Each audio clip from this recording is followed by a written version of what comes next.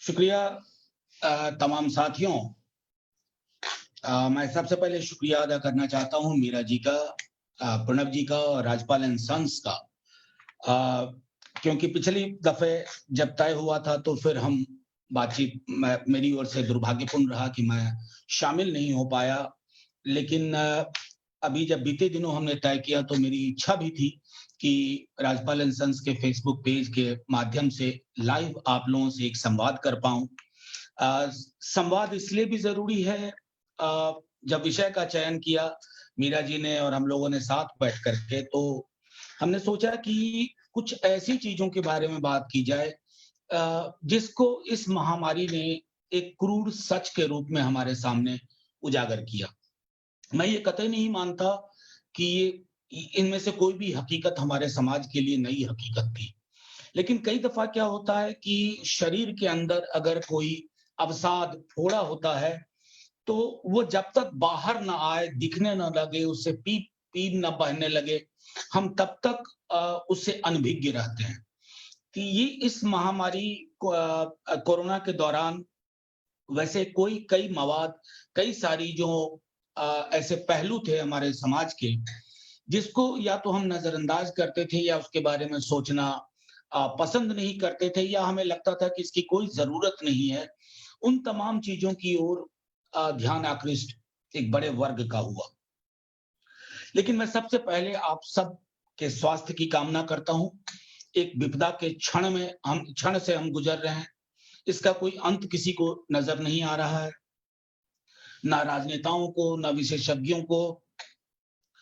सिर्फ़ अलग-अलग तरह की व्याख्याएँ हैं, अलग-अलग तरह की थियरीज़ हैं और हम कमोबेश एक-एक थियरी का पालन करते हुए रोज़मर्रा की अपनी ज़िंदगी में आगे बढ़ते चले जा रहे हैं। दिन गुज़र रहे हैं, लेकिन वक़्त ठहरा-सा है। बहरहाल, मैं फिर से एक बार आप सबके स्वास्थ्य की, आप स्वस्थ रहें, घर पे रहें, सुरक्षित रहें, तमाम चीज़ों का जो एहतियात बरतने को कहा गया है, उसका पालन करें। कोरोना, पलायन और जाति। अब जाति के बारे में जब कोई चर्चा होती है तो अक्सर मैं विश्वविद्यालय में देखता था, कई बार मैंने अपने छात्रों के साथ संवाद में पूछा कि do you believe in caste? क्या आप जाति मानते हैं? तो अधिकांश लोग जो हम मध्यम वर्ग के लोग हैं, अच्छे स्कूल कॉलेज में पढ़ रहे हैं या पढ़ा रहे हैं, हमारा फौरी तौर पे जवाब होता है कि ना, ना, ये तो बहुत मध्यकालीन चीज़ है, हम इन चीज़ों का यकीन नहीं करते हैं, ये तो आधुनिक समाज है। एक स्तर पर ये ठीक है, लेकिन जब आप इस स्तर के कई स्तरों को उघेड़ेंगे तो आप देखेंगे कि जाति का सवाल एक बहुत विकराल, क्रूर सच के रूप में आज भी हमारी संवेदनाओं पर भारी है। आज भी हमारी व्यवस्थाओं पर वो तारी है। आज भी अ, कई सारी चीज़ें हैं, मसलन पार्लियामेंट में मैं एक उदाहरण देना चाहता हूँ कि मैंने बीते वर्ष एक प्राइवेट मेंबर बिल पेश किया। वो था जो सैनिटेशन वर्कर्स की डेथ होती है। आप यकीन मानिएगा कि कई लोग चर्चा के दौरान उन्हें पता नहीं था कि ये लोग जो सीवर लाइन्स में उतरते हैं, कई दफ़ा ज़्यादातर बिना गैजेट के, बिना किसी चीज़ के सीवर लाइन में उतर करके गंदगी साफ करने की कोशिश करते हैं। उनके पास कोई प्रोटेक्टिव इक्विपमेंट नहीं होता है, जान गँवा देते हैं, एक मुआवज़ा उनको दिया जाता है और फिर अगला दिन बिज़नेस एज़ यूजुअल। तो पार्लियामेंट में उस बहस में हमने कहा ये हैं कौन लोग? इस सीवर में एक खास जाति के ही लोग क्यों उतर रहे हैं? अगर सबसे गंदी चीज़ को साफ करने के लिए एक जाति लगातार नीचे उतर रही है, जोखिम उठा के उतर रही है, चाहे हम कोई भी नाम दे दें, इसका मतलब जाति और व्यवसाय का जो एक रिश्ता था, वो टूटा नहीं है पूरी तरह। कई कई चीज़ों में टूटा होगा, लेकिन जो समाज के सबसे निचले स्तर पर की जो ज़रूरतें हैं, जो पेशे हैं, वहाँ पर ये नहीं टूटा। बहरहाल, मैं इस चर्चा का उल्लेख यहाँ से शुरुआत इसलिए करना चाहता था कि हम अधिकांश तौर पर ज़्यादातर समय इसको एक एपिसोड के रूप में देखते हैं और फिर आगे बढ़ जाते हैं। अब मैं एक दूसरी चीज़ पे आता हूँ, उसके बाद फिर इस पर चर्चा होगी। इस कोरोना ने साढ़े 3 महीने इसकी आयु हुई है मेरे मुल्क में, अपने मुल्क में। साढ़े 3 महीने की इस आयु में इसने कई सारी चीज़ें हमारे समाज में दी। लेकिन जो सबसे बड़ी चीज़ हमारे समाज को दे दी है और जिससे हमारा समाज डील नहीं कर पा रहा है, वो है भय, फ़ियर। अब ये भय जो है, ये अदृश्य का भय है और अदृश्य का भय सबसे खतरनाक भय होता है। आप जानते नहीं हैं कि आपको किस बात से डर लग रहा है, लेकिन आपको पता है कि आपको डरना चाहिए। अब इस भय ने कई तरह की विसंगतियों को जन्म दिया। इस भय ने आपसी रिश्तों को एक छोटी-सी चीज़ मैं कहूँगा, हालात ऐसे हो गए हैं कि बीते दिनों एक न्यूज़ चैनल की लेडी मुझसे बाइट लेने आई, मुझसे बात करने आई और उससे ठीक पहले मैंने एक ग्लास पानी पिया था, तो मुझे अचानक से खाँसी आ गई और मेरी खाँसी आते ही उनकी आँखों में जो मैंने डर देखा, मुझे अपने पे शर्म आ गई कि मुझे खाँसी क्यों आई है? खाँसी नहीं आनी चाहिए। ये जो भय है ना, ये भय, ये तो इसका एक उदाहरण मैंने दिया। इस भय ने समाज की व्यवस्थाओं को चोटिल किया है। इस भय ने किस तरह की विडंबनाओं और विसंगतियों को जन्म दिया, उसका उदाहरण देखिए। चंडीगढ़ में एक माँ का शव लेने उसके परिवार के लोग नहीं आते, बेटा नहीं आता। मेरे खुद के बिहार में 2 घटनाएँ ऐसे हुई हैं मेरे राज्य में। शव पड़ा हुआ है, लोग लेने को नहीं आ रहे हैं। ये जो भय है, ये कम से कम मेरे जनरेशन ने, आपके जनरेशन ने, आप तो बाद के जनरेशन के बहुत लोगों ने, हमने कभी नहीं देखा। इस भय ने रिश्तों को तार-तार करने का काम किया है। क्या कभी हम कल्पना कर सकते थे कि ये भय और इस भय के आधार पर बुना गया और बनाया गया व्याकरण कहां-कहां तक जा रहा है? पहले प्रवासी मजदूर गाँव आते थे, पूरा गाँव इकट्ठा होता था। चाहे वो गरीब मजदूर चंडीगढ़ में, पंजाब में, गुड़गाँव में काम करता हो, वो आस-पड़ोस के लिए भी कुछ लेके आता था। आज जब वो प्रवासी मजदूर पहुँच रहा है, या तो गाँव के लोग गाँव में घुसने नहीं दे रहे हैं, या खदेड़ रहे हैं, या उससे बहुत बड़ी दूरी बना के चल रहे हैं। मैं ये सारे उदाहरण सिर्फ इसलिए रख रहा हूँ कि इन उदाहरणों के पीछे के भाव को समझना हमारे लिए बहुत ज़रूरी है। अब जैसे देखिए, इस भयनुमा माहौल के कारण क्या हुआ? चिंता, शंका, एक-दूसरे के प्रति, कहीं ये भी वो तो नहीं, वो वाली जो फीलिंग है, कहीं ये भी वो तो नहीं। तो ये जो कोरोना पैंडेमिक के तहत ये जो भय का माहौल, ये राज्य की व्यवस्थाओं ने भी इसका विस्तार किया, क्योंकि व्यक्ति तैयार था, समाज तैयार है, तो राज्य और राज्य की व्यवस्थाओं को भी इस भय के माहौल को, मैं समझता हूं, इसके विस्तारीकरण की आजादी मिली। जानबूझ के नहीं किया होगा, लेकिन सब क्लूलेस है, क्या किया जाए? तो चलो इस भय को ही ढाल बनाया जाए। अब इस भय के ढाल की वजह से क्या हो रहा है? आप सबने देखा होगा कि डॉक्टरों पे पथराव, पुलिस पे पथराव और फिर पुलिस द्वारा पथराव।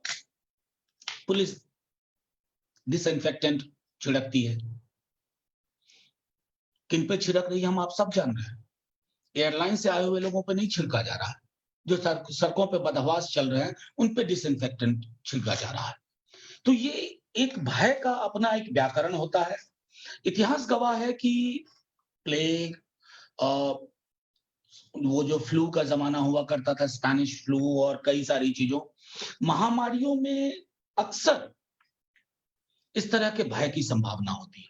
लेकिन आधुनिक समाज को जब से हम देख रहे हैं, आधुनिक विश्व को देख रहे हैं, तब से अब तक इस तरह की छवियाँ लोगों ने नहीं देखी। अब इन छवियों की सबसे बड़ी मार किस पे पड़ती है? हम आप मध्यम वर्ग, उच्च मध्यम वर्ग के लोग अपने-अपने दायरे में महफूज़ हैं। कम से कम हमें इत्मीनान है कि हम महफूज़ हैं। अब आप देखिए कि इसी भय के दौर में अ, एक शब्द विकसित किया गया, सोशल डिस्टेंसिंग। मैंने पार्लियामेंट में मार्च के दूसरे हफ्ते में ही कहा था, जब ये शब्द उपयोग होना शुरू हुआ था। मैंने कहा था कि इस शब्द को हमें स्वीकार नहीं करना चाहिए। हमारे मुल्क की का जो पिरामिडल स्ट्रक्चर है, उसमें वैसे ही सामाजिक दूरी की संभावनाएं बहुत बनी रहती हैं। कास्ट क्लास बेस्ड हमने देखा है। कास्ट के दो इंपॉर्टेंट फीचर्स होते हैं, दो इंपॉर्टेंट गुण होते हैं। उसमें एक है हिरार्की, स्तर के ऊपर स्तर, और दूसरा है रिचुअल प्योरिटी, यानी कि मैं उससे ज्यादा प्योर हूं। बाकी चीजों को अगर मैं छोड़ दूं तो इन दो चीजों को, सामाजिक जो सोशल डिस्टेंसिंग है, मैंने पार्लियामेंट में कहा था कि let's use a term physical distance together with social solidarity, सामाजिक एका, शारीरिक दूरी। अगर हमने इसका उपयोग किया होता तो कम से कम जो पॉपुलर परसेप्शन में ये फियर मिल करके गया, शायद उसमें थोड़ी कमी आई होती। आप देखिए उसकी वजह से क्या हो रहा है, आप सब देखेंगे।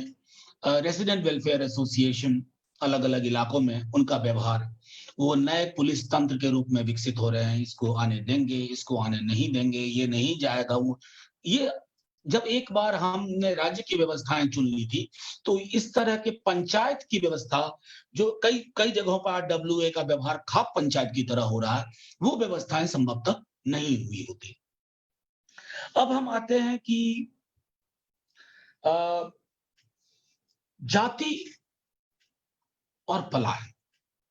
देखिए, मैं एक बात साफ तौर पे पहले ही डिस्क्लेमर के रूप में कह देना चाहता हूं। ये सच नहीं है कि सिर्फ अनुसूचित जाति, जनजाति या पिछड़ी जातियां ही पलायन करती हैं, अगड़ी जातियां भी करती हैं। लेकिन ये सबसे बड़ा सच है कि ये जो पिछड़ी जातियां हैं, इनका पलायन डिस्ट्रेस माइग्रेशन है। ये चॉइसलेसनेस में माइग्रेट करते हैं। इनके लिए पलायन एक जीवन के सृजन का एक पहलू, एक मौका है। जिंदगी जीने का एक मौका है, सृजन की बात तो दूर छोड़िए। तो जब ये पलायन करते हैं, तो इन्हें वहां के हालात इनको कंटेन करने के लिए सक्षम नहीं है। जैसे अगर मैं बिहार और पूर्वोत्तर भारत या पूर्वांचल का के पलायन का इतिहास देखूं, तो शुरुआती दौर में कलकत्ता व्यावसायिक केंद्र हुआ करता था, और ज्यादा पलायन का जो पूरा ट्रेंड था, वो मैं समझता हूं कि कलकत्ता की ओर था। कलकत्ता में अद्भुत क्षमता थी उन दोनों। उस समय दिल्ली या मुंबई उस रूप में विकसित नहीं हुए थे। तो अगर आप बिहार पूर्वांचल के फोक सॉन्ग्स को देखें, तो उसमें जितने भी बिरहा वाले गीत होते हैं, वो उसमें कलकत्ता के लिए एक तरह का विमेन मेटाफर की तरह यूज करती हैं औरतें, कि कलकत्ता उनका दुश्मन है, उनके उनके पति को ले गया, उनके उनके प्यार को ले गया। फिर परिस्थितियां बदलती हैं धीरे धीरे। दिल्ली, मुंबई और ग्रीन रेवोल्यूशन के बाद, खास तौर पर ग्रीन रेवोल्यूशन के दौरान और उसके बाद पंजाब और हरियाणा के इलाके, इसमें माइग्रेशन का अगर आप ट्रेंड देखें, तो ज्यादातर माइग्रेशन जो है वो अलग अलग राज्यों के पूर्वोत्तर, खास तौर पर मैं लूंगा, जहां से जो पिछड़ी जातियां हैं, जो वल्नरेबल ग्रुप्स हैं, उनके पलायन का ट्रेंड हायर लेवल पे है। जो अगड़ी जातियों के लोग आते हैं, वो मानता हूं कि अगर उसमें से, अगर मैं न्यूमेरिकली कहूं कि 4-5% उन जॉब्स के लिए आते हैं, उन नियोजनों के लिए आते हैं जिनके लिए पिछड़ी जातियां आती हैं, लेकिन ज्यादातर लोग स्वरोजगार के लिए आते हैं अगर अगड़ी जाति के लोग यहाँ आते हैं, और दूसरे भी पलायन के स्तर हैं। महत्वपूर्ण ये है कि ये जो पलायन होता है, इसमें से एक ट्रेंड होता है पलायन का, सर्कुलर माइग्रेशन। सर्कुलर माइग्रेशन है कि मैं एक पिछड़ी जाति का, या मैं गरीब इंसान हूं, मैं दिल्ली या मुंबई जाता हूं, साल के 2 बार मैं वापस घर आता हूं, तो एक आर्थिक चक्र भी चलता है और एक सामाजिक चक्र भी चलता है। इसको हम सर्कुलर माइग्रेशन कहते हैं। कई दफा लोग जब थोड़ी हैसियत बना लेते हैं, तो वो बड़े शहरों में आ जाते हैं, अपने परिवार को ले आते हैं। आपने वो छवियां भी इन दिनों देखी होंगी। अब ये है कि जाति और पलायन का ये रिश्ता आज का नहीं है, बल्कि अंग्रेजी में कई दफा हम लोगों ने अपनी क्लासेस में यूज किया है, माइग्रेटिंग कास्ट। वैसी जातियां जिनके लिए पलायन एकमात्र विकल्प है, उसके पीछे कई कारण हैं। जैसे अपने यहाँ अगर हम पूरे हिंदुस्तान में अगर बड़े हिस्से को देखें, तो ग्रामीण स्तर पर ज़मीन, लैंड ओनरशिप बहुत महत्वपूर्ण चीज़ है। और लैंड ओनरशिप को लेकर के मैं समझता हूँ 47 के बाद से सरकारों ने काफ़ी कुछ कहा, लेकिन ख़ास कुछ हुआ नहीं, अब तो आबादी भी इतनी बढ़ गई है। तो ये जो लैंड ओनरशिप से महरूम जो लोग थे, या लैंडलेस लेबरर हैं, उनके लिए जब उन्होंने देखा कि एक सैचुरेशन आ रहा है और वैसे भी एग्रीकल्चर खेतीहर समाज का एक संकट आया, तो इनके लिए खास करके 70 के दशक के बाद अगर मैं देखूं तो पूर्वोत्तर भारत से बड़ी संख्या में लोग वापस इनफैक्ट माइग्रेट करना शुरू किए। अब मैं आता हूं कि ये क्यों होता है। इसके पीछे कई दफा जातिगत उत्पीड़न होता है, जिसे हम माने या ना माने, लेकिन अगर आप डेटा देखें, सरकारों का डेटा देखें, तो आपको ये स्पष्ट होगा कि कई दफा इस माइग्रेशन के पीछे उस उत्पीड़न के तंत्र को झकझोर करके बाहर निकलने की कोशिश होती है, नंबर 1। नंबर 2, कई दफा ये होता है कि अगर उसका उसका परिवार है और वहां वो छोटे-मोटे धंधे भी उसे नहीं मिल रहे हैं, तो उसके लिए कोई विकल्प नहीं है। तीसरे कई उदाहरण ऐसे भी हैं जो मैं लूँगा कई जातियों से, जो अ, अपने इलाके में शायद वो काम नहीं करेंगे, जो बड़े शहरों में जहाँ एनोनिमिटी होती है। अभी भी अगर आप देखें तो माइग्रेंट वर्कर्स की मौत को एक कैटेगरी ऐसी बना दिया जाता है कि डेथ्स ऑफ माइग्रेंट्स। ऐसे जैसे फेसलेस हैं, उनका नाम नहीं है। तो ये एनोनिमिटी, मैं दोनों चीज़ को जोड़ गया, वो अलग-अलग दिखे। एनोनिमिटी की वजह से कई लोग शहरों में आकर के कुछ वैसे जीविकोपार्जन में भी लगते हैं जो शायद वो अपने ओरिजिन पे नहीं करते, लेकिन डेस्टिनेशन पे कर रहे हैं। माइग्रेशन में ये 2 चीजें बहुत महत्वपूर्ण है, ओरिजिन एंड डेस्टिनेशन। दोनों के व्यवहार, कार्यशैली का एक अलग-अलग नजरिया है।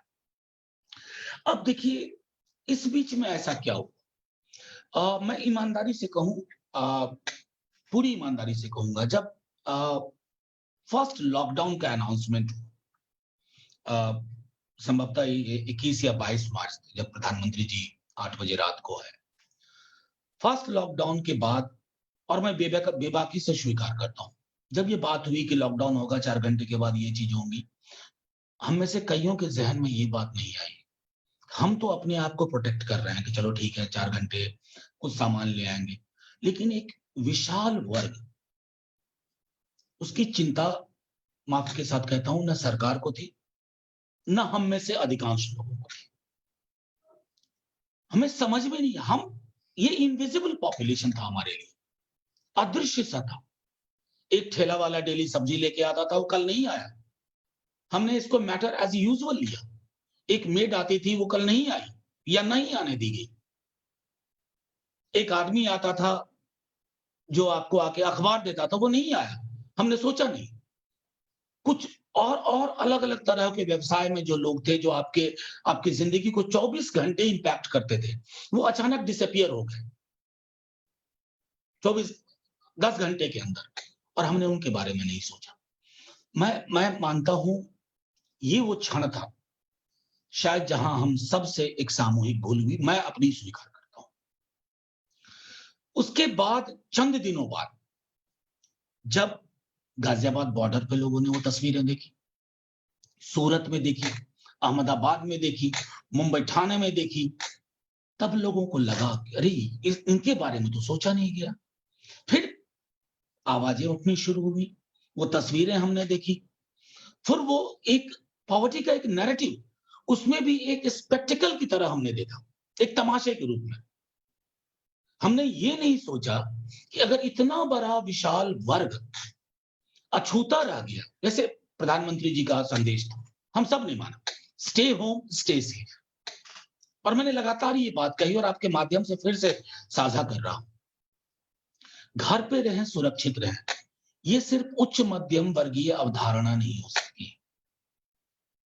अगर डर है, तो वो सिर्फ उच्च मध्यम वर्गीय डर नहीं है। अगर विपदा है, तो वो सिर्फ उच्च मध्यम वर्गीय और मध्यम वर्गीय विपदा नहीं है, ये विपदा काल सबके लिए है। तो जब आप कहते हैं घर पे रहें, सुरक्षित रहें, तो गुड़गांव में या मानेसर में या सूरत के किसी चाल में या मुंबई की किसी चाल या खोली में, जहां एक कमरे में 10 बाय 10 के कमरे में 20 लोग रह रहे हैं, बिहार, यूपी के अन्य प्रांतों के, उड़ीसा के, वहां कौन सी फिजिकल डिस्टेंसिंग फॉलो हो पाएगी? या उनके लिए घर पे रहे, सुरक्षित रहें संदेश नहीं था। तो ये जो प्रवासी मजदूर, इस संज्ञा के पीछे छुपे तत्व को हम सबको समझने की जरूरत है। इनका नाम है, इनकी जातियां हैं, ये वल्नरेबल सिचुएशन में अपने इलाकों को छोड़ करके आते हैं, लेकिन जब यहां परिस्थितियां विपरीत होने लगती हैं, तो जितना हमको आपको घर जाने की, आखिर संकट के क्षण में व्यक्ति के पास क्या विकल्प? क्योंकि इस कोरोना के डर ने, इसके भय ने हर व्यक्ति को ये संदेश दे दिया कि इट कुड बी मी, कल को ये मैं हो सकता हूं, मैं पॉजिटिव हो सकता हूं। क्या ये डर प्रवासी मजदूर के लिए नहीं था?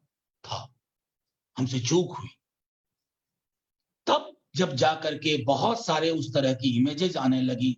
अब इन्हीं दिनों देखिए, अभी एक दरभंगा की लड़की 12-13 साल की अपने पिता को गुड़गांव से दरभंगा ले गई।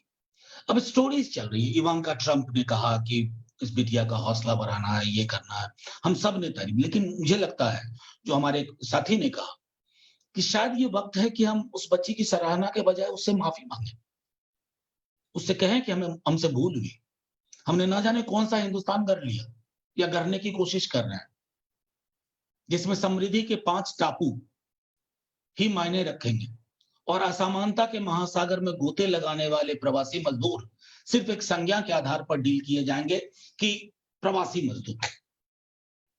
तो ये कोरोना काल के इस पलायन ने, मैं समझता हूं कि कुछ चीजें, अब प्रवासी मजदूर, जैसा मैंने कहा कि शायद मैं ऑप्टिमिस्ट हूं, मैं आशावादी हूं कि इस बीच में मेरा मानना है कि जिस तरह की छवियां आई हैं और जिस तरह की छवियां हमने देखी हैं, शायद मैं मानता हूं कि हमें शायद नया हिंदुस्तान गढ़ने में इससे सहूलियत हो, क्योंकि हम लोगों ने कई वर्षों में बिसरा दिया था। हमारे लिए मजदूर, प्रवासी मजदूर एक स्पंदनहीन उपकरण था, जिसको हम माथे पे गाड़ा ढोते हुए देखते थे। कई लोग कविता लिखते थे, फोटोग्राफ लेते थे, वो तस्वीरें पॉपुलर होती थी, लेकिन कभी हमने ये जानने की कोशिश नहीं की कि ये कौन लोग हैं और इनका इनका हमारे विकास के मॉडल में इनका क्या योगदान है और उस योगदान के बदले इनके हिस्से क्या आ रहा है। तो मेरा मानना है कि शायद ये, और एक बात और भी है जो हम सबको, मैं बार-बार इस बात को कहता हूं कि पलायन को हम सब अगर गौर से देखें, तो सबसे ज्यादा पलायन, ओवरवेलमिंग, क्लोज टू 88-90% वो लोअर कास्ट का हो रहा है। और उसके पीछे रॉकेट साइंस की जरूरत नहीं है। उसके पीछे समाज का व्याकरण आपको बता देता है, हमको बता देता है कि क्यों ये पलायन हो रहा है, नंबर 1। नंबर 2, वो व्याकरण हमें ये भी बता देता है कि इस पलायन के पीछे एलिनेशन एक बहुत बड़ा तत्व है, सेंस ऑफ एलिनेशन, जो उनको वहां अपने होम, जिसको हम कहते हैं ओरिजिन, वहां वो महसूस होता है। तीसरा, एक सेंस ऑफ डिजेक्शन भी पैदा होता है कि शायद मेरे लिए अब यहाँ कोई विकल्प नहीं है, वो मूव करता है। शहर में मैंने कहा कि पलायन के बाद की एक महत्वपूर्ण चीज है कि बड़े शहर आपको एक एनोनिमिटी देते हैं। एनोनिमिटी आपको कई चीजों को छुपाने में मदद करती है, अपनी पीड़ा को भी, और आप उपार्जन में लग जाते हैं। लेकिन इस कोरोना महामारी ने उस उस चादर को थोड़ा छेद कर दिया, हमारे सामने लाके रख दिया। और वो लाके रख दिया, अगर आप देखें लगातार बीते 6 हफ्तों में जो कुछ हो रहा है, उसके आधार पर ये स्पष्ट हो गया है। जैसे कई जो प्रवासी मजदूर जा रहे हैं और उनसे जब लोग बात कर रहे हैं, तो वो कहते हैं कि शायद अब वो वापस नहीं आएंगे। इसके पीछे मैं समझता हूँ कि सिर्फ इसको एक इमोशनल रिएक्शन की तरह जरूरत नहीं है। मुझे याद आया कि कई मुख्यमंत्रियों ने जब उनको लगा कि बहुत बड़े स्केल पर रिवर्स माइग्रेशन हो रहा है, यानी कि लोग वापस जा रहे हैं अपने, तो लोगों ने अपील करनी शुरू की। और मेरा मानना है कि हमसे देर होगी, उन राज्य सरकारों से भी देर होगी। क्योंकि आप जिनसे कह रहे हैं अब ना जाओ, उनको कम से कम 7-8 हफ्ते के मध्य ये एहसास हुआ कि जिन पुल-पुलिया को उन्होंने बनाया, जिन शहरों को उन्होंने बनाया, जिन बिल्डिंग्स को उन्होंने बनाया, अ, उसने अचानक से उनको डिस्कार्ड कर दिया। डिस्कार्ड करने से ज़्यादा मैं कहूँगा कि उनको एक्नॉलेज नहीं किया। उनकी उनकी इयत्ता, उनकी मौजूदगी, उनका अस्तित्व बिल्कुल झुठला दिया गया। मतलब ये शब्द भी कैप्चर नहीं कर पा रहा है। मूलतः जो मैंने शुरू में कहा इनविजिबल, ये मैटर नहीं कर रहा है। ये पीड़ा उस पीड़ा से कम नहीं है प्रवासी मज़दूरों के लिए, जो पीड़ा जिस पीड़ा की वजह से वो शहरों में आए थे। अब वो शायद बैठ कर के इवैल्यूएट करेंगे तराजू पे कि कौन-सी पीड़ा का पलड़ा ज़्यादा भारी है। ये अपने होम ओरिजिन में जो पीड़ा उन्होंने जो उत्पीड़न झेला वो, या जो उन्होंने इस काल में बड़े-बड़े शहरों में झेला वो। लेकिन दोनों ही परिस्थितियों में ये बात बिल्कुल साफ है कि अ, हम एक समाज के रूप में, क्योंकि सरकार को मैं समझूँ कि उनके ऊपर टिप्पणी कर दूँ, ये बहुत आसान होता है कि सरकारों से गलती हुई, दलों से गलती हुई, नहीं, ये पूरे समाज की गलती है। समाज ही सरकार गढ़ता है और हमारा मानना है कि हम एक समाज के रूप में हमने फेल किया है। चाहे लाख हो, हम इससे निपट जाएँगे। लेकिन इस संकट ने जो किया है अ, उसकी भरपाई कब तक संभव होगी, मुझे अ, कम से कम मुझे नहीं दिखता। मैं प्रवासी मज़दूरों में जो एक बड़ा वर्ग अ, आता है, जैसा मैंने पहले कहा कि वो निचली जातियों से आता है। उनकी अपनी एक गाथा होती है। तो शहर में भी और बड़े शहरों में जहाँ ये पलायन होते हैं, वहाँ भी उनकी ज़िंदगी में ये पृष्ठभूमि पीछा नहीं छोड़ती है। अधिकांश वक़्त पीछा नहीं छोड़ती है। चाहे पेशागत मामला हो या यहाँ तक की बात हो कि रहन-सहन और आचार-व्यवहार में भी वो चीज़ें आती हैं। अगर कोई अगड़ी जाति के लोग अ, शहर में आकर के ऑटो चला रहे हैं और उनका जो उस शहर के ओरिजिनल बाशिंदे तो कई जगह नहीं होते हैं, जो इंटरैक्शन का पैटर्न है, जो आचार-व्यवहार का है और जो निम्न जातियों के साथ है, उसमें एक बहुत बड़ा फ़र्क होता है। और ये फ़र्क ख़ास तौर पर जो दलित जातियाँ हैं, उनको उनको ये उत्पीड़न शहरों में भी उसी तरह का झेलना पड़ता है। इस पर कई रिसर्च आई हैं इस पर। और उसके बाद अगर आप शहरों में अगर हाउसिंग पैटर्न देखें कि ये लोग कहाँ रहते हैं, इनके रहने की अवस्थिति क्या है, तो आपको ये साफ दिख जाएगा कि जिस माहौल से ये निकल के एक आज़ाद शहर में साँस लेने आए थे, वहाँ इनको जिस तरह के हाउसिंग पैटर्न में रहना पड़ता है, वो अपने आप में परिचायक है कि ये शहर के लिए अजनबी है। ये शहर का वो हिस्सा है जो शहर को सप्लाई करता है, लेबर सप्लाई करता है। उसके अलावा शहर को इनसे कोई ख़ास ताल्लुक नहीं होता। कई दफ़ा आप देखेंगे कि अ, बड़ी बिल्डिंग बनती है, तो बड़ी बिल्डिंग बनते वक़्त छोटी-छोटी झुग्गियाँ बना दी जाती हैं और झुग्गियों में यहाँ पास में इसलिए बनाई जाती हैं ताकि श्रम की आपूर्ति अबाधित ढंग से होती रहे। उसमें ये नहीं है कि उनके रहने के लिए झुग्गी बनाने के पीछे कोई दूसरी मंशा होगी। लेकिन जैसे ही कोई बिल्डिंग तैयार होती है, तो सबसे पहले डेमोलिशन उन झुग्गियों का होता है। बिना इस बात का एहतियात किए हुए, बिना इस बात की कोई कल्पना किए हुए कि इनका आगे क्या होगा। अ अ, मैं 1-2 चीज़ें और कह कर के अपनी बात को रोकूँगा और चाहूँगा कि संवाद हो।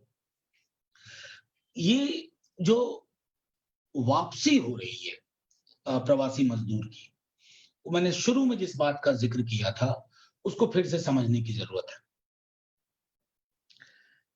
कई तस्वीरें आपने बीते दिनों में देखी होंगी कि फूड राइड्स हो रहे हैं, खास करके रेलवे स्टेशन पर या कहीं सड़क किनारे चलते हुए कुछ देख लिया।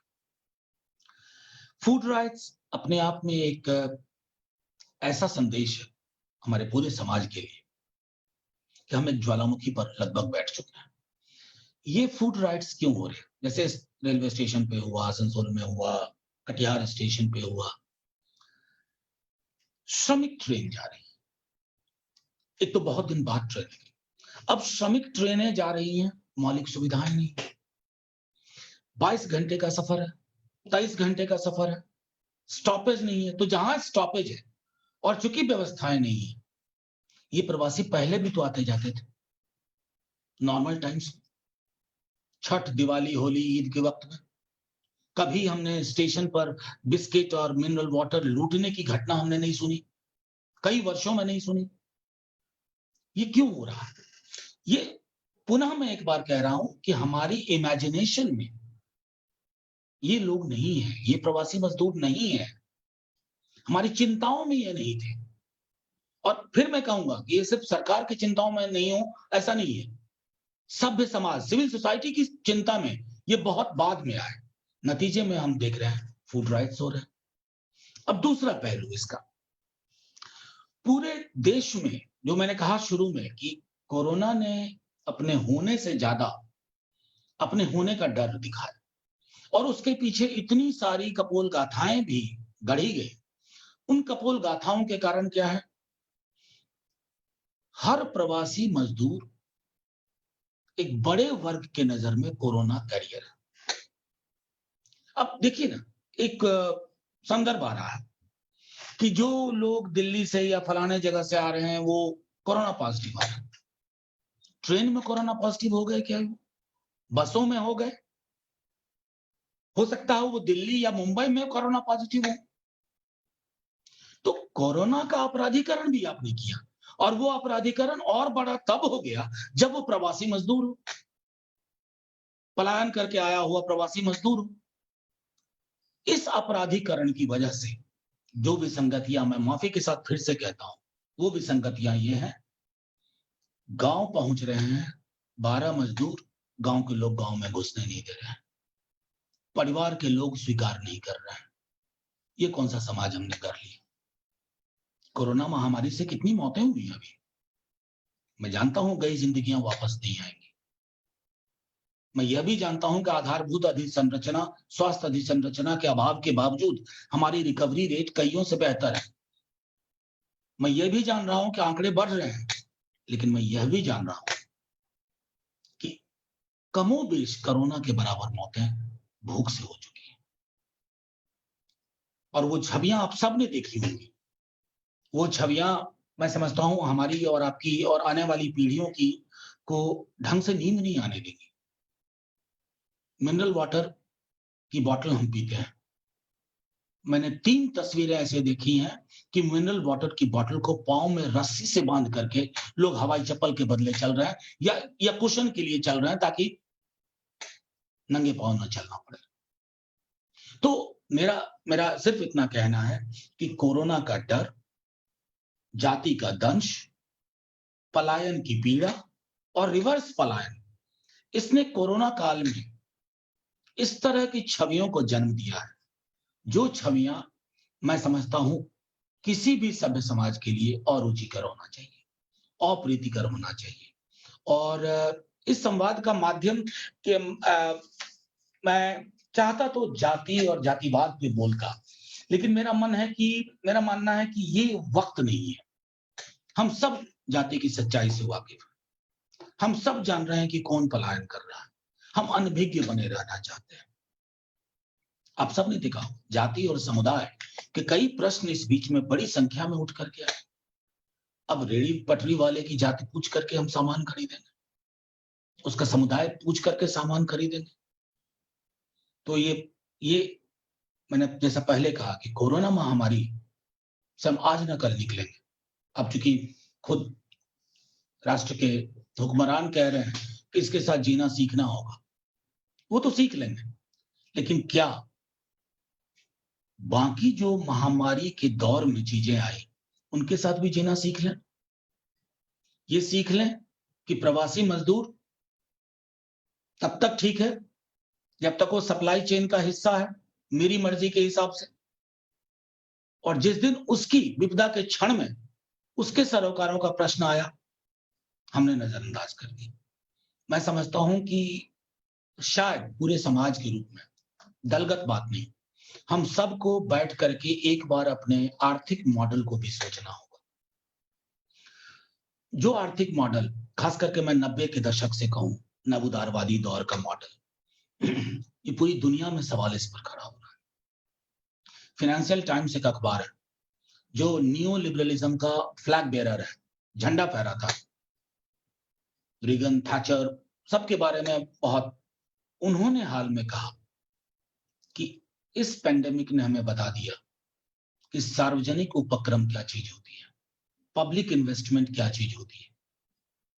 पब्लिक इन्वेस्टमेंट एसेट, प्रवासी मजदूर हमारे एसेट, और अगर उस एसेट को हमने लायबिलिटी की तरह ट्रीट किया तो मैं समझता हूं कि महामारी से तो बच जाएंगे। इस महामारी से शायद बचना मुश्किल हो। एक कबीर का दोहा है, मेरा बहुत प्रिय है, मैं उससे खत्म करना चाहूंगा, फिर सवाल लेंगे साथियों के। मेरा मानना है कि एक है, जो तू बाभन बाभनी जाया, आन बाट काहे नहीं आया। जो तू तुरक तुरक नहीं जाया, भीतर ही खतना काहे न कराया। कबीर उस दौर में ये कह गए। इस दौर में ये कहने की हिम्मत होनी चाहिए सबसे, अपने से, समाज से, सरकार से, सरोकारों से। मैं यहां अपनी बात खत्म करता हूं। जय हिंद।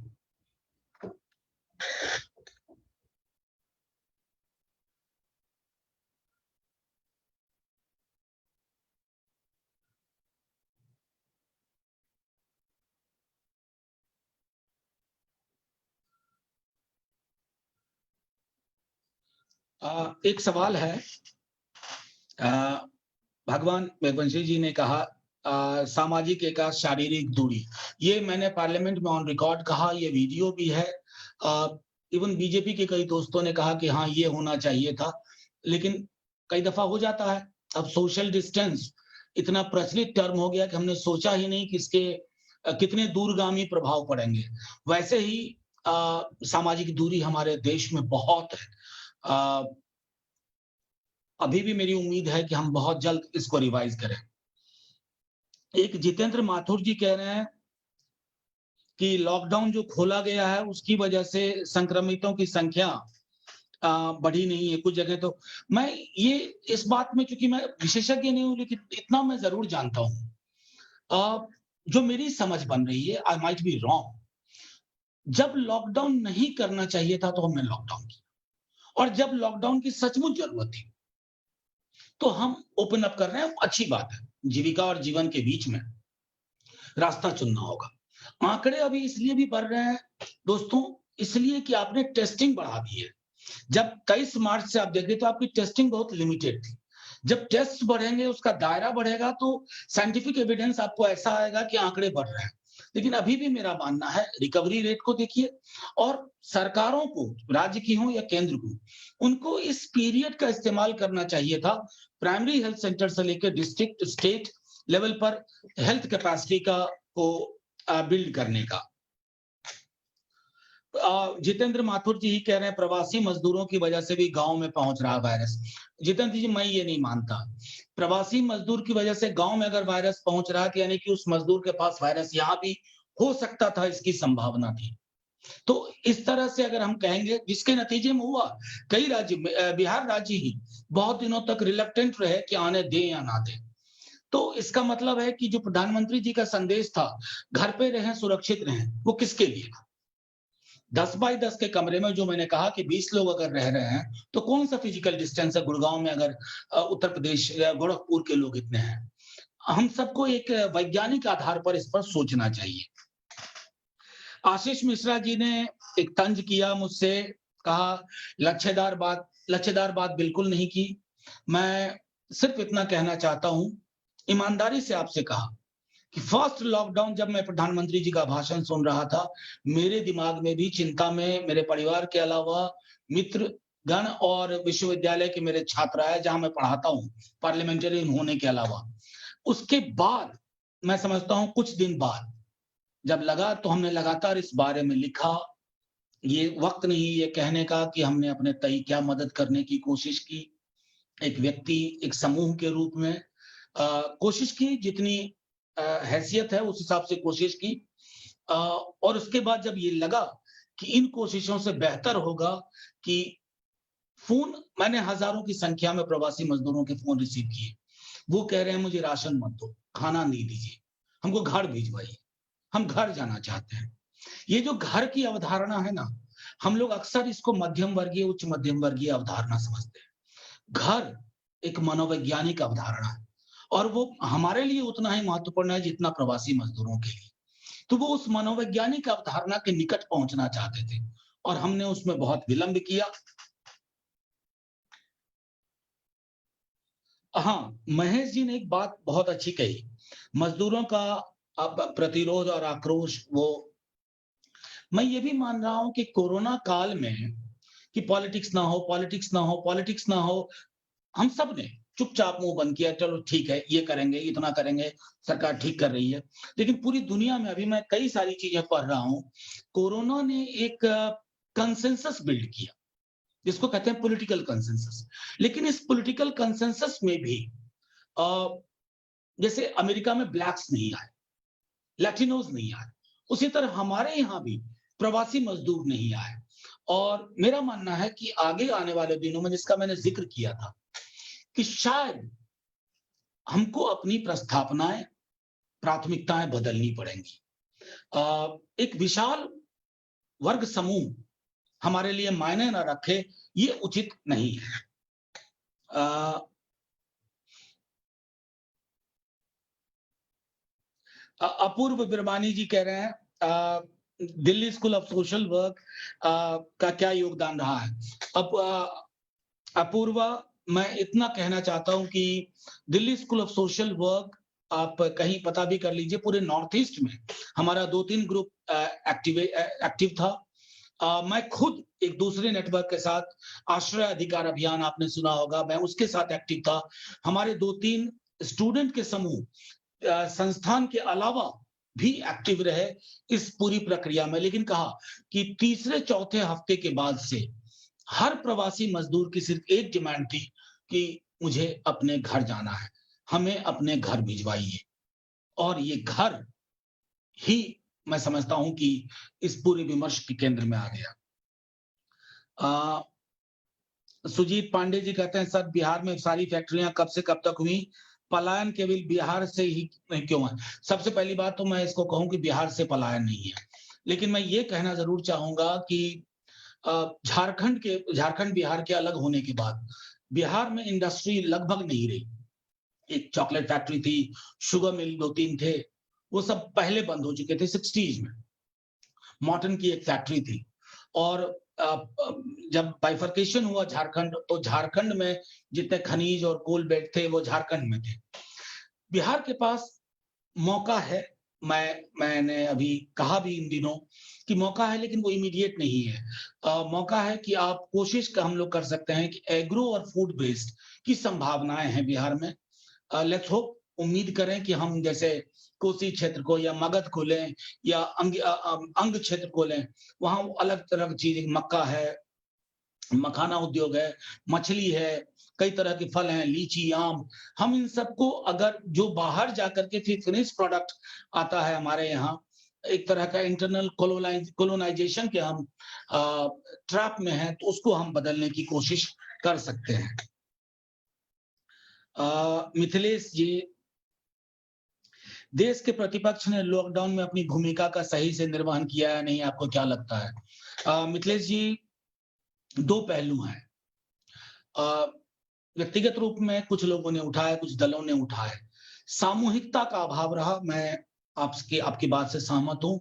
सामूहिकता का इसलिए भी अभाव रहा और सिर्फ़ हिंदुस्तान में ही नहीं, पूरी दुनिया में ये हुआ है, जिसका मैंने ज़िक्र किया कि वो corona consensus uh, wait till the uh, wait till the curve flattens इसको दुनिया में ये कहा जा रहा है।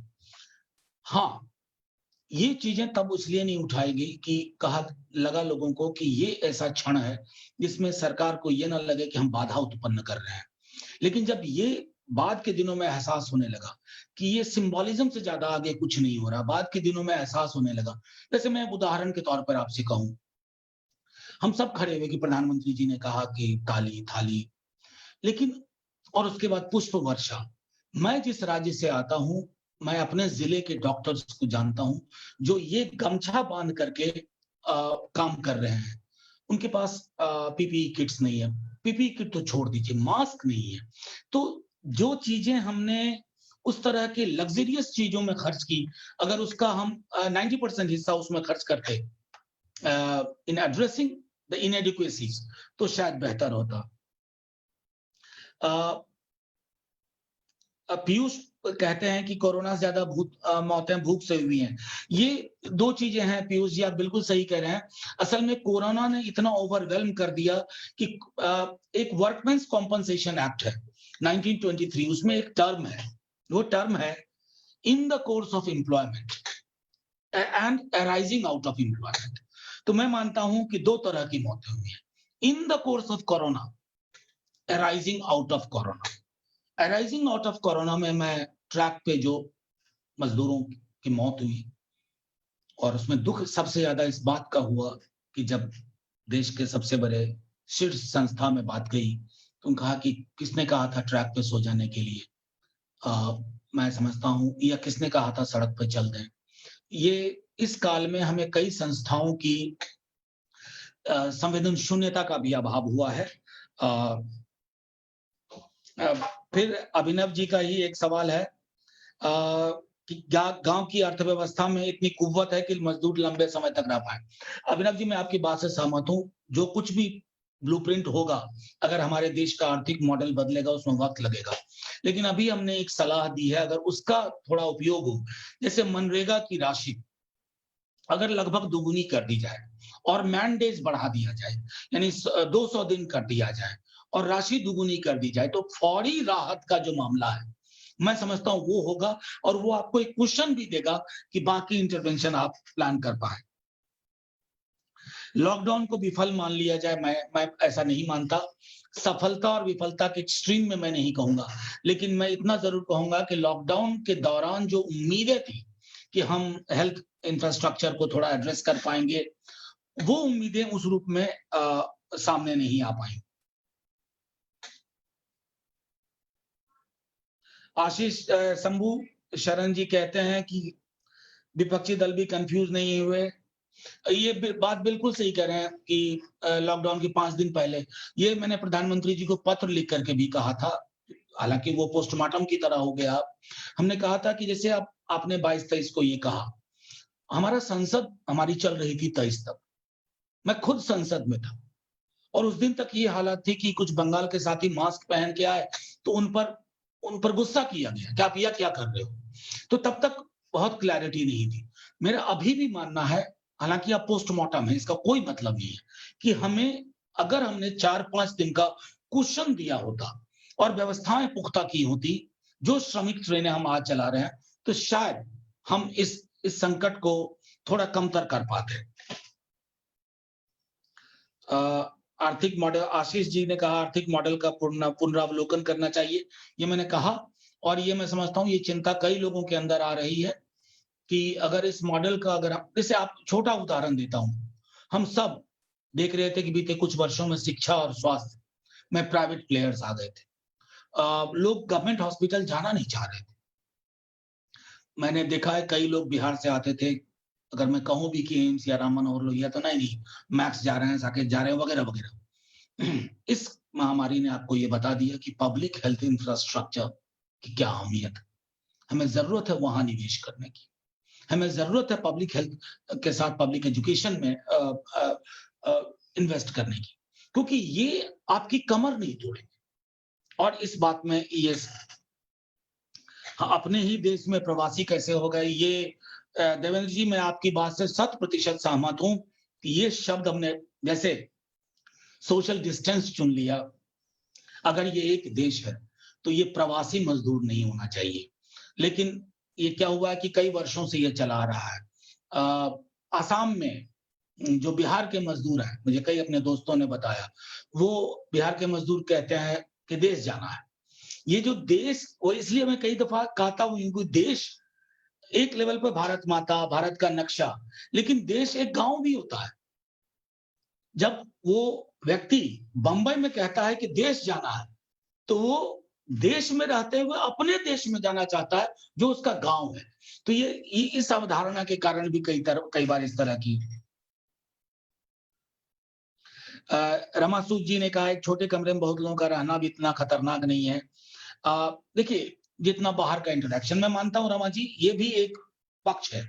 लेकिन रमा जी, मैं एक बात आपको कहूँ कि इतने कॉन्ट्राडिक्टरी मैसेज आते गए। पहले कहा गया कि घर में भी बाल-बच्चों के साथ भी रहिए, तो इतनी दूरी बना के रखिए। शुरू में कहा गया मास्क पहनने की जरूरत नहीं है, सिर्फ जो हेल्थ फ्रंट लाइन वॉरियर है वो पहने। फिर कहा गया नहीं, सबको मास्क पहनने की जरूरत है। तो इस तरह के जब कॉन्फ्लिक्टिंग सिग्नल्स आते हैं, तो कौन सा सही है?